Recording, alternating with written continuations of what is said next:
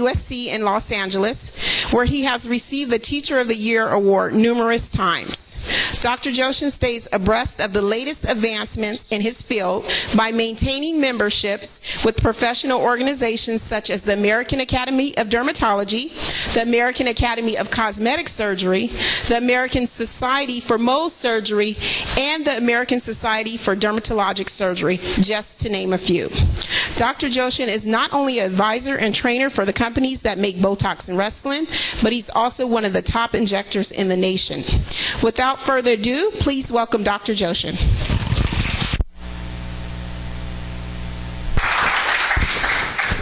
Great. Is this working?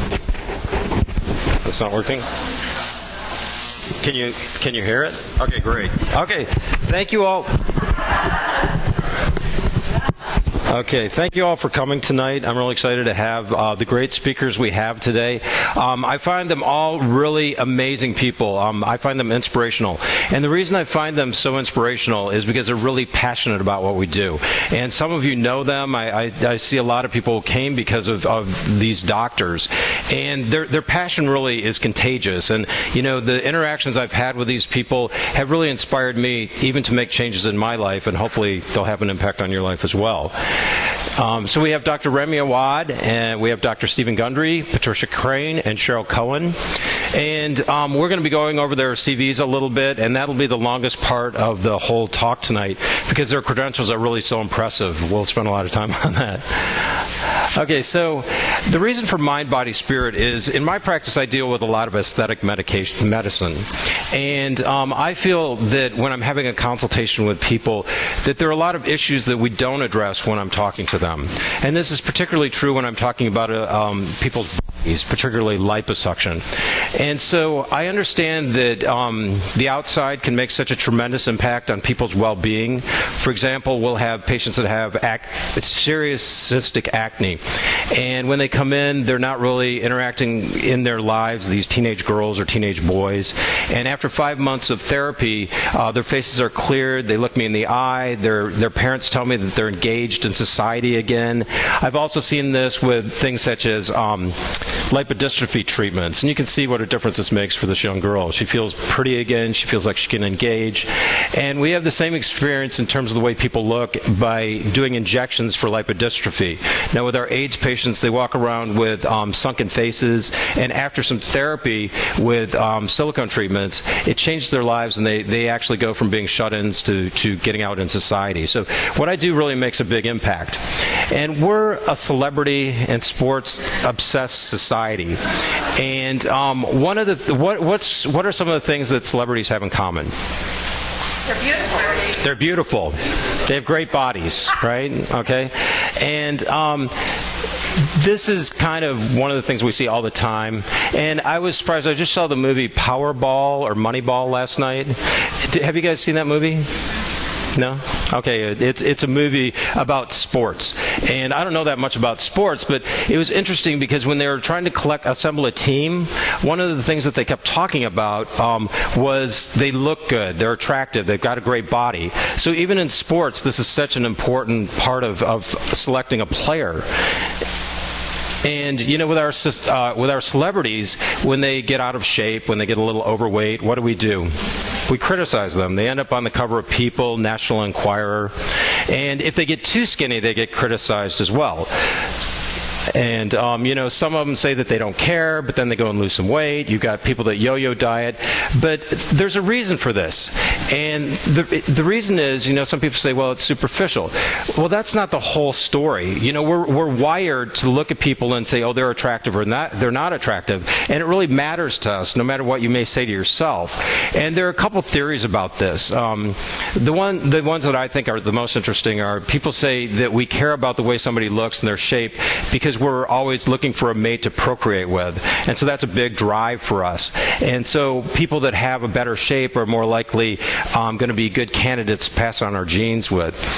The other theory that I've read, which I think is really fascinating, is that when we look at attractive people, you actually have some sort of rush in your brain that is triggered by looking at somebody beautiful.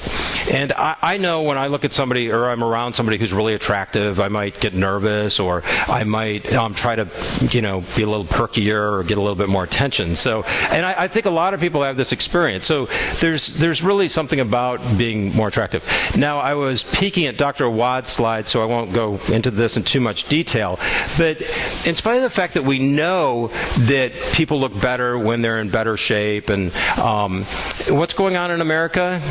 We all see this. In 1989, in all states, less than 14% of the population was obese, and a huge chunk, less than 10% of the population was obese. And now in 2010, you can see how alarming it is that in a lot of states, greater than 30% of the population is obese. So in spite of the fact we know that we look better and we actually feel better when we're thinner and in better shape, we're getting bigger. And, the thing that I find striking is that 8 out of 10 people over 25 are overweight now. And you notice this when you go to other countries and you come back to the U.S. You go to the airports and you see how large people are. You go to restaurants, you see how large people are. You go to the mall. And why is that? 78% of Americans are not meeting basic activity levels, and 25% are completely sedentary. And Dr. Watt's going to talk about this more. But, put aside the idea that you look better when you're thinner and in better shape. Let's talk about the serious health problems you get. And I'll just touch on these. You get high cholesterol, diabetes, high blood pressure, and this is all part of the metabolic syndrome. And all of these things lead to serious complications such as heart disease and strokes, which can kill you. And then you can get cancer, sleep apnea, depression, gallbladder disease. Lots of young women can't get pregnant because they're too overweight. You have liver disease, and all that weight, when you carry it around, it weighs you down and can be hard on your bones. Yeah, and you can get skin problems such as poor wound healing. So now, there are shows that are out there trying to address this issue, because, is anybody not aware of the fact that people are getting larger in society? Everyone sees it, right? So there are shows like The Biggest Loser that help people to get their lives together. And you can see what a dramatic change it can have on people's lives. Here. So what we're trying to do is most people are striving to get to the size 4, so they look better and they feel better. And so we all know what causes being overweight, right? Does anybody here not know? What are some of the reasons people become overweight? Anybody? Eating and not doing what? And not exercising. So it's really simple to fix this problem, right? Right? Simple. Well, maybe not so simple. And the reason I say it's not so simple is when you look around at our society, people keep getting bigger. That slide showed that people continue to do things that aren't leading to health. And I think Dr. Watt's going to get into a lot of this.